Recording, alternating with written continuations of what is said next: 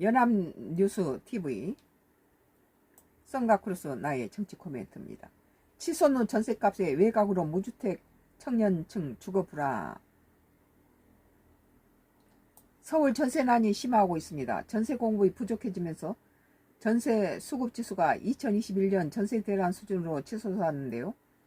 무주택자와 청년층은 어쩔 수 없이 서울 외곽과 경기도로 눈을 돌리고 있습니다.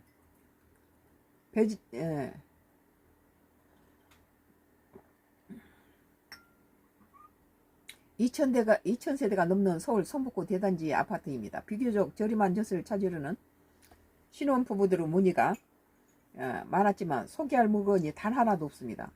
전세가 없으니 대출 등으로 자금을 연끌해 매수로 돌아서는 사람이 늘면서 아파트 값도 올랐고 결국 최근 국민평 형대가 20억 신고가를 찍었습니다.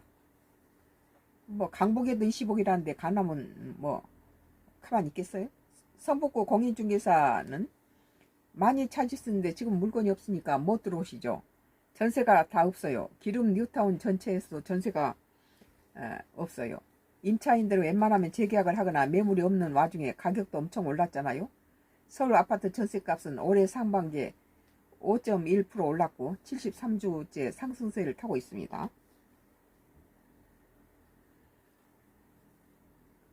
무주택자와 신혼부부 등 청년층들은 현실적인 선택지였던 전세 가격이 치솟자 살 집을 찾아 서울 외곽 지역으로 밀려나고 있습니다. 우병탕 신한은팽 프리미어 패스파인더 전문위원은 결국 젊은 사람들이 경기권으로 나가면서 전세 물량을 찾는 수요로 나타나지만 외곽 지역의 매매 강세로 이어지고 모습으로 이해됩니다. 전세 수요에 비해 공급이 부족해지면서 6월 마지막 주 전세 수급 지수는 최악의 전세난을 꼽혔던 2021년 이후 5년 반 만에 가장 나빠졌습니다. 전세난의 근본적인 해법은 공급 확대입니다. 정부는 1월 29일 대책 등을 통해 오는 2030년까지 수도권에서 약 140만 가구를 착공하겠다고 밝혔고 비아파트 공급 확대 대책까지 꺼냈습니다. 김용범 청와대 정책실장은 24일날 지난달 24일날 닥치고 지어야죠. 닥치고 정말 공급을 늘릴 수 있는 방안에 대해서는 특단 방안을 논의해야 한다고 봅니다.